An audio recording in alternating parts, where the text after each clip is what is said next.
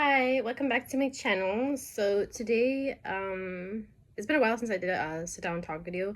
So today I wanted to talk about the documentary, The Crash. If you've heard about it, it's very popular right now. It's from a 2023 case involving MS. I'm just going to use those initials because I don't want to give attention to that person and what they did, and because of the gravity of the crime that they committed, I don't think they should be giving any attention or any kind of notoriety.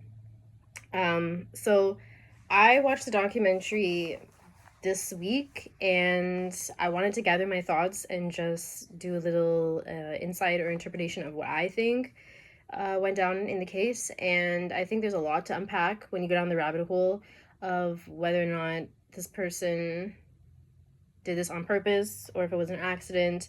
But I think most people know what the deal is. And if you have any common sense and intelligence, it's kind of obvious to see what went wrong here. So I just have some notes that I'm gonna go through like I do in all my videos. So one thing I do think about that documentary, what I don't like about it is that I really think the person should have agreed to a lie detector test. I think what was the point of the documentary being put out and released when this was just seemed to be for a money grab?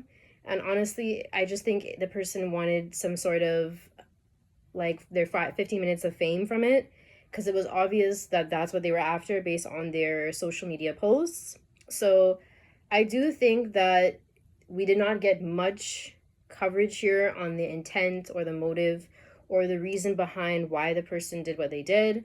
It just seems like they wanted to cover their tracks here and wanted to kind of prove their innocence for whatever reason. So I do think that that was where this documentary could have been done right.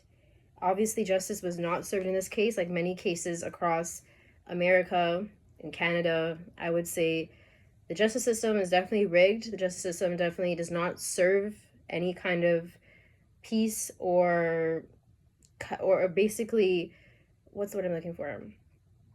It doesn't give closure to the families and to the victims when their perpetrators are put on trial, if that makes sense, because we just don't have a justice system that works in place to really give people the damage of what they deserve and for the intensity and the extent of what they've committed. So a lot of people could disagree with me here. I just want to premise this by saying that it's my opinion. You don't have to agree with it. I just see things I'm a realist and I just see things for what they are, and I don't have an emotional attachment, or I don't try to really put what do you call it? I don't try to show empathy for the person who does what they do. Like, I just don't. I just think when you get to a certain age of becoming an adult, you know the difference between right and wrong. And if you do something, you should be not tolerated in society. I don't even think that that is something to second guess. So one thing I do want to say is, based on the case, the person did get, from what I got, 15 years times 2 sentencing is what I remember. Don't quote me on that. But they probably will never get out of jail for what they did, which is the righteous. I think that's where they got it right, the judge. And I think she was really stern and very strict on the person, and I do think in that sense the treatment was definitely served. But I do think that the person should have just got life without parole. I do think that they did say at the end of the documentary that her appeal was denied, which I think is great. And I also think that they also said that the parole hearing will not be till September 2037. So that's a little ways from now, but anyhow, people can say what they want to say about it. You can have empathy, sympathy, whatever you call it. I just think, even though the person was 17 at the time, she was a minor. They tried her as an adult, which I think was the right thing to do because of the heinousness of the crime. It was basically manslaughter. They proved it. It was premeditated, and it was a from what it seems like, it was a well thought out plan from the person. Like, they didn't just do this impulsively. Even if they did, it really did seem like this was pre-planned, because they did find from the person's cell phone that they had planned out the whole route before they took that route and they drove down that road. So I do think that this person should have got the DP, if you know what that is. I don't know if I can really say that on YouTube, but I do think that they should have got the, if you know what I mean by that, they should have got the lethal injection. And I don't care if you like think that I'm wrong, because I think I'm right. I do think when it comes, I've had an argument with people about this all the time, and they say, well, you shouldn't say that. It's not right to give, it's not right to tell people that they should be given that kind of sentence, and you know, they should just stay in jail and be remembered every day for what they did. No, I don't think so. I think when a life is for life, if you commit murder, you should also get the same, you should also get the same punishment. And I just think, and I'm not saying punishment for the person that passed away, rest in peace to those souls. I'm saying that person deserves, that's what the consequence of their action should be. And I do think that we need to purge people from this earth who are continuously committing crimes, and they are just taking away lives, and the victims of the families have to live with that. You know, a whole, it's not just one family here that was devastated and torn apart. It's two families here that were absolutely ripped from their loved one, and the potential, the success, the life that person has can be completely robbed. And you can't get that back. And every day, grief is something that doesn't go away. It's something that you have to live with. And it's something that you have to deal with every single day of your life. The absence of a person close to you, a loved one, is something that never goes away. And it's one of the most heartbreaking feelings in the world, to be honest. So I just think like the whole thing kind of made me really upset, and it was very emotional, heartbreaking listening to testimonies of those families, because it did really seem like the family of the perpetrator, they did not care. They did not have any kind of reaction or any kind of compassion for those families. It just seems like they wanted to protect their daughter, and they wanted to, with utmost, protect her innocence so that she could become hashtag like Instagram famous. It seems like that's what the case was, because behind the scenes, the mother was actually reaching out and DMing brands and companies for her daughter to be sponsored based on like brand ambassading, and to promote that as an influencer, which is really, really disheartening that you think you're so disillusioned by what's going on and the reality of it, that you think this is the time to make your daughter a pinnacle of some kind of spokesperson for innocence. And it's actually just really disgusting to me how the parents portray themselves. In fact, I think they deserve what's ever coming for them. I think that they do not, they don't even grasp what's going on. I think they are living in a separate reality. I think that they really just potentially could have been behind planning this with their daughter. And I know that's crazy to say, but just on the way that they, if you see how their body language was when they were told that this happened, this crash happened, they almost didn't seem surprised. And it was almost like it was a fake performance from them. Just like the daughter, when they told her in the hospital, they said that, you know, Dom and Davian were gone. I think this girl is inherently evil. I think she is one of those born, like what they call Damien kids, like from the movie Damien. I think that she's a bad seed. I think she's an omen. I think the girl is really egotistical, and I really think she's, what was displayed is that she lived a very hedonistic lifestyle. If you know what that word is, it just means someone who likes to indulge, and mostly, unfortunately, it can be bad things. The girl was a pothead. The girl was a stoner. The girl did not really give about her future, it seemed. The girl was living in the moment. The girl decided to get behind the wheel of a car and drive two people into cement brick wall, mind you. It wasn't just like a regular car crash. This was such a, I cannot even forget the sound of it when I heard the video. The car split in two, okay? This is not just a normal car crash. This was two people whose lives were lost, impacted, and totally disrespected. And so I feel like it was a combination of a toxic relationship, and the boyfriend should definitely put his foot down, and he should have got a restraining order against her, because from the voicemails that you heard and their conversations over text, she clearly was somewhat controlling, manipulative, and it seemed almost verbally abusive towards her partner. And this was just a bad partnership. You could see that he was obviously tolerating it and putting up with it, probably out of just, you know, the love he once had for her. And even in the documentary, she tried to make it seem like she was going to marry him. And mind you, this is your first love. You're 17 years old. You don't know any better. You know, you're living in a daydream. You're living in an imagination of fantasy. That the first person you'll be with is not always the person you're going to end up marrying. But so, she was so jaded. She was so convinced that this was going to be her lifelong partner. So I don't know if that was just a cover for the documentary. I don't think she realizes that they clearly weren't meant to be, because here you have a fire and you have an earth sign, okay? She was a Leo. If anybody knows what a Leo is like, fire signs, very intense people. I'm also a fire sign. Would I ever do anything like that? Hell no. But she clearly was operating on a frequency that was really bad. And clearly this was going downhill for a long time, and the parents were not putting a stop to it. But again, when your child is an adult, I think he was 19 at the time, it was passing, 19, 20 were the victims. You kind of just are still like not a child, but you still have a lot of emotional intelligence, a lot of growing up to do. And so a fire and earth sign are just not going to get along, okay? Earth is a balanced stability sign. They put up a lot more with things. Fire signs are more, let's say, aggressive, more impulsive, okay? And though that combination will never work. It hardly does ever work. There are some people that can make it work because they balance and bring out different things in each other as polar opposites, but I've had an experience where I just know for a fact that it's going to be friction for me and an earth sign, and it's not their fault, it's not my fault, it's just the way we're designed by nature. So this definitely was a partnership, like a relationship that should have never happened.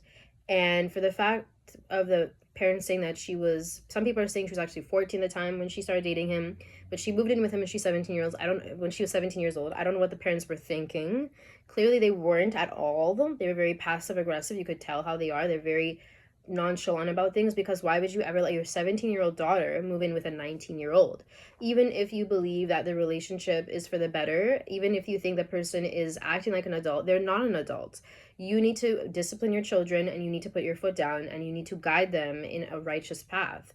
And clearly the parents were just doing too many things of letting her they were just letting her have too much freedom, independence, and not giving her enough boundaries, and not giving her enough, like, they're giving her gentle parenting. They were not giving her. And the dad set up in the documentary and made the comment of like, oh yeah, if you're gonna do,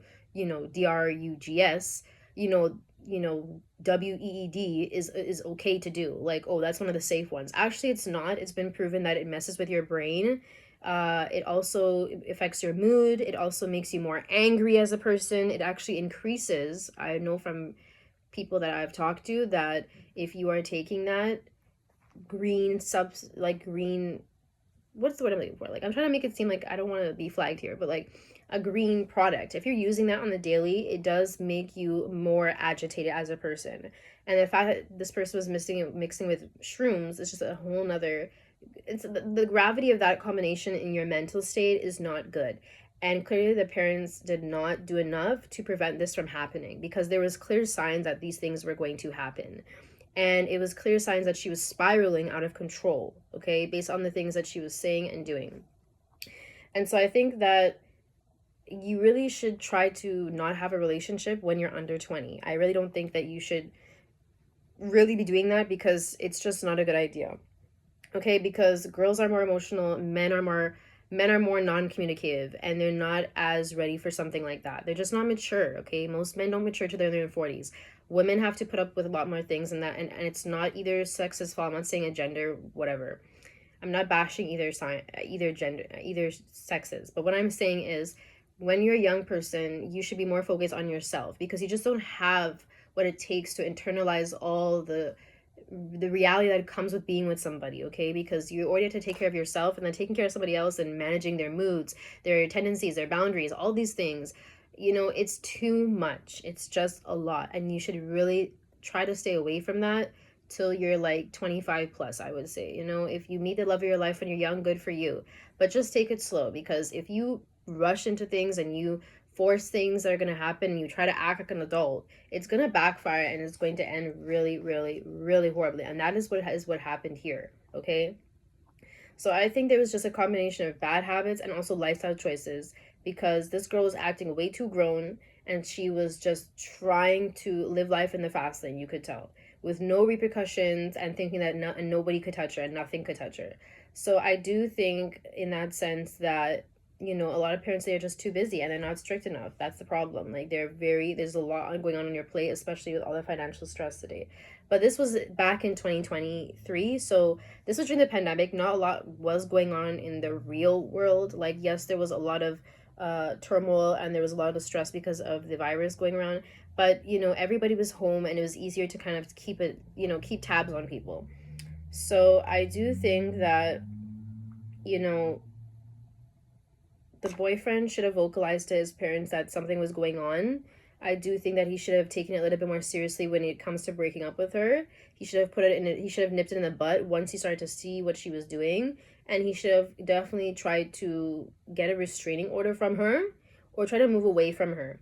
And you already see when somebody is toxic. You already see when they say things, or they, especially when they threaten your life, when they start to do things where there's no care in the world for your life or theirs, you know that you have to get out. Like, put an end to it. Do not think that it's something that you should just let it slip your mind. No, because the signs are always there with somebody, and you have to trust your intuition, and you really have to listen to that voice in your head. Because if you don't listen to the voice of reason, it's a lot of the reasons why people end up having their lives lost, especially in partner domestic violence situations, because they just don't understand. Like, this is really, it's really serious when somebody starts to show you a nasty side to them, when they are physical, verbal, it doesn't matter which it is, right? So I do think that the girl was way too spoiled and privileged. I think that's what the issue was here.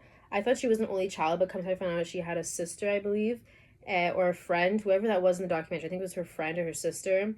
um that person did not do, I think that person had something to do with it actually that night, because somebody was saying, I don't know, I can't really I'm speculating, please don't quote me on it, that everybody knew on the Life 360 app where they were going, they knew their whereabouts, but because of the crash they did not get notified about it because it happened too fast. But the two friends that were in the documentary, the guy and the girl, they were just suspicious to me. Like, they were acting like they were lying. I honestly think they were just wanted their fame as well, and I think that they weren't as close as they acted. If that was the case, I'm sorry, they did not do enough to protect those their friends. Supposedly your friends are the ones that, you know, contributed to your death. Like, they didn't even look out for you, and they sit up here saying, "Oh, we were the best of friends," and sorry, hang on, "we were the best of friends, and we always hung out, blah blah blah."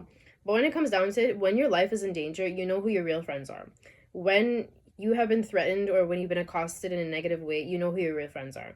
And those friends should have insisted that night that they stay the night, because if they know they were under the influence, they should have taken their keys from them. I really don't think, if you care about your friends, you don't let them go driving off a car with somebody who's already apparently threatened the life of, you know, somebody who's in a relationship with them. So I do think those two friends are really just faking whatever persona they're trying to get. I think they're just, yeah, I think especially the friend that's the two friends that were hers, like, I think they just are, I think they're pretending and doing what they can to make her look, you know, as this goody two shoes, which she clearly wasn't. She clearly was not what they're depicting her to be. You could see the emotional reaction when she discussed what she did. She didn't have any kind of remorse. You could see it was actually her trying to force some kind of, you know, like, force some kind of, I don't know what to say, but she was just forcing it. I think, like, she turned to her lawyer after, and she was saying, "Oh, did I say enough? Did I do enough? I don't want to come off too much or act too crazy." Like, girl, like, you're already crazy, you know? Like, there's not overlooking that. You can tell she lives in a state of mental illness, because she honestly thinks that she is not crazy, but what you did was absolutely off the rails. Like, this is just a certain degree of insanity. Like, it's a whole new level. Okay, so I do think that, you know, there was definitely an anxious versus avoidant dating style here. One person was clearly anxious, which she was, because whenever she didn't get a message from him, and she still continued dating him even after apparently he cheated on her, quote unquote. But that doesn't mean if someone cheats on you that you could do this kind of thing. Like, that you don't go to that level of degree to get back at them or whatever. I do think if someone cheats on you, you should end the relationship, and she did not end the relationship because clearly she was getting some kind of benefit out of it, and clearly the girl was just very insecure. You could tell, and he was clearly avoided because she said that the only thing about the relationship that she did not like was that he was not communicative. And if someone is not right meeting your expectations, well, common sense, it's time for the relationship to end. And she clearly did not want to. It was a case of what they explained, which is, if I can't have you, nobody can have you. And what are you going to do in that situation? Well, you're going to try to end the person's life. And that was the case here, and she succeeded. The fact that she actually survived is a miracle. I really think that it just wasn't her time, and it was the universe's way of saying, like, you're gonna stay in jail and you're gonna rot away and have to live every day with what you did. And I do think that she should count her days and her, because the amount of enemies she's already created. And I do think the fact that she just hid under the seat, or she put some kind of slipper, they said there, it protected her for whatever reason. But the fact is, I think she had someone pre-plan this with her, and somebody who knows about cars, clearly, because how did she know where to exactly land during the crash, right? And the fact that she was very, I think, close with her parents has something to do with it. I really think that one of the friends maybe could have played a part in this, because it's not just something that you come up with on your own. Okay, if you're gonna premeditate, pre-plan how to do something like this, and clearly she set it up to make it look like the car accident was an accident, right? But everyone can tell based on the evidence presented that it was nothing of that nature. So I do think that appearance was everything for this girl. She really wants to preserve her image to society, and she wants to make it look like, even she was saying that Kim Kardashian was going to look into her case and it's going to get so much publicity that she's going to take on her case. I don't know what you're talking about there, girl, because Kim Kardashian is only now she wanted to become a lawyer, and even then there's no certainty that she's been qualified to take on actual criminal cases. And why would you take on your case because you're not innocent? So I don't know where she's going with that. I think there's just a lot of again, a lot of disillusion. I think she's living in her own head to protect whatever she did. She doesn't want to face it, and she's pretending she doesn't remember anything from the night of the crash. Well, the morning, sorry, of the crash, because this happened around 5:30, like crack of dawn. But she said, I claim that I don't remember anything. Okay, really? I find that very odd to say, because you did ask, oh, is Davion? You asked about Davion when you woke up, so clearly you remembered things, because if you go into amnesia, you're not going to remember this stuff. In fact, you will often remember a lot of details, but I think she is hiding, and she does not want to be honest. So it will hurt her case even more if she comes out and says anything, right? So the best thing to do is to deflect and to be on the defense.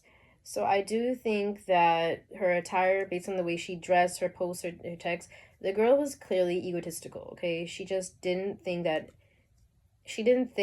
the world revolved around her, basically. She was the main character.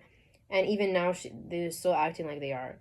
And the fact that those boys were not wearing their seatbelt, I don't think, well, people are not touching on that. I do want to say that that was very negligent of them. If they were not wearing their seatbelt, I ask why. Because everybody knows that's the first thing you do when you get in a vehicle. And what this was considered was vehicular homicide. This was considered. But I always put my seatbelt on a car. I don't ever play about that. I don't ever get in the car with somebody who has threatened me or I feel uncomfortable with. I absolutely would not. I'd rather walk anywhere if I don't feel like, if somebody ever utters something about death, that's a little concerning to me, because why would you say that if we're in a car together? Like, that's just really alarming. That goes to show me how much you care about yourself and others. But the fact that they weren't wearing a seatbelt is really confusing to me, because I guess if they were too high, they didn't think about it, and they just wanted to get home and go to sleep and crash, whatever the reason may be.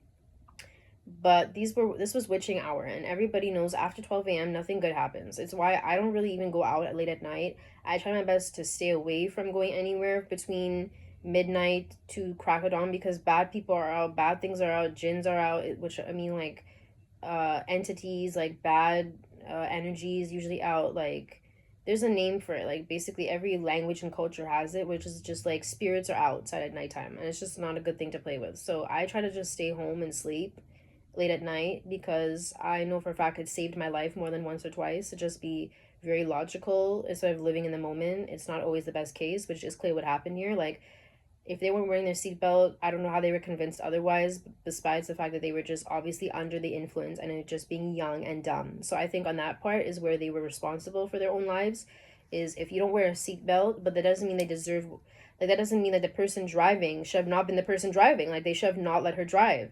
Like men know women are more emotional. Males, females, men know this, like guys know this, boys know this, like girls are emotional. It's most of the time, do not let them get behind the vehicle, especially if they've already uttered threats to you and if they've already shown their character and they stepped out of that. Those boys none of them should have been driving. Let's just get this straight. Nothing, nobody's really saying this, but they should have not been driving. None of them. They should have slept over by their friends. They should have stayed there. Their friends should have insisted that, no, I'm taking your keys, you're not going anywhere, you're not in the right state to do this. And clearly they weren't. So I do think that's where this comes into play, because the friends are not accepting their guilt at all. They're not saying they're guilty. They don't want to accept anything of wrongdoing. But if you were there with them the night before, which I find is astonishing to me, I'm dumbfounded. I would never let my friends drive behind the vehicle, get behind a car, if they've been intoxicated or if they've been under the influence of any kind of hallucinogen, which is what this kind of DRUG does to you. Okay, it almost like as a hallucinogen. You start to see things, you start to you could, pass out, get tired. And that's why you should never be behind the car with somebody. Let this be reminded to anyone out there. Do not be behind the car with somebody who's under the influence. I don't care what it is. Okay, so I do think that there's a lot of there's just a lot of stupidity and negligence going on in this car. Like, let's just be so frank here. Okay, everybody was to blame. I'm gonna say that right now. Everybody was to blame. If they weren't in that car with her, they wouldn't have died. But the fact that nobody seemed to see that this girl was a threat is really, really, really, really troublesome to me, because I would never be friends with somebody like that. I would never even associate with somebody like that. They were there. They already proved themselves to be untrustworthy. So that's where I stand there. Also, I do think that she should have had a curfew. She's 17 years old, which I don't understand why the parents are letting her stay out all hours of the night. Okay, my mom never let me do that. I was to come home at a certain time, and usually it was before nightfall. So I don't know why the parents would ever allow that. She wasn't an adult, and on top of that, she should have and she claimed she had pot syndrome. If that was the case, the judge asked, why would you allow, or the lawyers, when she was being questioned, why would you allow your daughter to get behind the vehicle, a transportation like of that kind, if she has a medical condition? Okay, because it's true, they let her have her license, and she claimed to have had an episode before this happened, the crash. Oh, I was having an episode of pot syndrome, I blanked out, I just, it flashed before my eyes, whatever. If that's the case, you wouldn't be getting behind a vehicle. Okay, you wouldn't be getting in a car. So I'm not buying that. Okay, because you're telling me you put people's lives at risk because, oh, I just overlooked that I have a medical condition. Yeah, BS. Okay, not flying for me. Absolutely not. You're just grasping on straws to try and again claim your innocence. Okay, which is not going to work. And I do think the fact that the person was partying after the crash happened and before they got arrested, they just carried on with their life like nothing happened. There was no grieving, there was no mourning. There was just, I think, again, the person did what they did. They were happy what they did. They were proud of what they did. And they went about their life partying and dressing up as a corpse. Okay. Oh, the friends were saying, yeah, she just dressed up as Playboy Cardi. That's one of her favorite artists. Yeah, but do you not understand what that resembles? A corpse? Like, you just committed something so tragic, and you think partying is the best thing to do after what you just did? Again, she just put herself in more of a in more trouble. Okay, she got herself deep by using social media. This is the dumbness of Gen Z. Okay, she decided to go on and post when she should have not been posting at all. Okay, why would you do that? Now you're just incriminating yourself more. So she just made it worse for her case, because why would anybody appeal to that now, when they find out that you are actually just going about your life and your days after something like that happened, after you're just in the hospital, like nothing happened, like you're just getting back to a regular life, and But you just killed two people that you apparently love so much. And the mom stood up there and was like, oh, Davion was a new friend. Are you kidding me? Like, so his life doesn't matter, is what the judge said. And I agree with that. Like, it matter if the parents didn't know who he really was, okay? Apparently, he was living with them briefly. And she did know him enough, apparently, because she said he became very close. She became close to him, and they were all living together, the three of them. So what did something happen behind the scenes that nobody knows about? Who knows? Nobody really knows the dynamic in that house except for those three people, and two of the people in that house are that were living with her are gone now, and they can't speak for themselves. So maybe something happened, because there's no way this crash just happened right away. Something was building up in her. Something was clearly going on behind the scenes and just became too much, and she lost it. But the way she dealt with it was absolutely unright, of course. And nobody will ever know if she doesn't open up and speak her mouth, or the friends know something and they're not saying it, okay? It's another thing. I do think, like I said, the female friend is one of them. I think it was Rose or whatever her name is, the brunette one. She's not even on social media now because she's hiding. Like, since the documentary came out, the girl is gone into like disappearance now. But I mean, clearly, I think she knows more than she's letting on. And who knows if we'll ever get the truth of that. And that's the most annoying part, is that the person will never own up to what they did, okay? And they'll constantly live in a reality that's different from everybody else's. But yeah, so I do think I want to wrap it up now by saying that I think there's just a lot of naiveness and carelessness and negligence with it. I think that there was more tolerating here that the boyfriend did over fear maybe and paranoia that of what she would do, and that's why he kept her around. But clearly that was his downfall, and he should have communicated this to his parents, that there was more going on, that if he was afraid of her and didn't want him showing, and the fact that she showed up to his house and she was basically banging on the door and saying like, I'm gonna get my way in here. They're supposed to go to his grandparents for dinner, and she was insisting like, no, no, no, you're gonna do what I do. And she wanted to control the narrative of that relationship, and she basically drove that relationship into the ground, okay? So I do think that this was a heinous act of entitlement. I do think that there was no love here. She claimed to love him. If you love somebody, you would never do this to them. It doesn't matter how much they hurt you. You move on, you let go, and you let the person do their own thing. And you have to have the grown up in you to say, I need to move forward in my life. This person is hurting me too much. But clearly, neither of them were very attached, and I think he was just stringing her along because he did not know what to do. And you have to feel sorry for the person sometimes, because they don't have what it takes to really just sever the tie with somebody, and they stick around for whatever reason.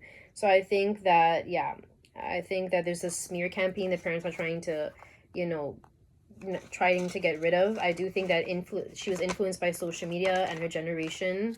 She was clearly very sheltered. I do think there was a fight or flight here that went on before that happened. I do think she should be in solitary confinement. I don't know why she's in the open in an all-female jail, being able to just put on makeup and take pictures and have things given to her. There's way too much there going on. I think the evidence painted enough of a picture. The motive was presented. There could have been more backstory, though, if there was a lie detector that could have been done. She was clearly a textbook narcissist, a socio or psychopath, however you want to categorize it. I do think that, yeah, I think that he should have pressed charges if he did not, or like get a restraining order. Like I will say that again, because clearly she made a scene many times that she would do something like this. Never get in the car, like I said, with somebody under the influence. I think that was clearly what went wrong here. Very quickly, I do think that an underage girl has no business being with a grown boy, a man in the sense or whatever. He was clearly he was affording and giving her, and he was very generous. He was presenting her with all kind of designer gifts. Who knows how he was getting that? Whatever the reason may be, I do think that she did not appreciate him enough. But clearly, this was just a very immature, and she was too fragile. So on both sides, who knows? Both painted a picture of each other that was really unfortunate. And very much she was emotionally reckless, of course. That was definite proving here. And that the friends actually could have been the one to drive them home. I think what the male friend, he said he had a bad feeling that night when Davion said I love you, and he left. Maybe he should have not let him go. I don't know why he did not. Again, people are just not listening.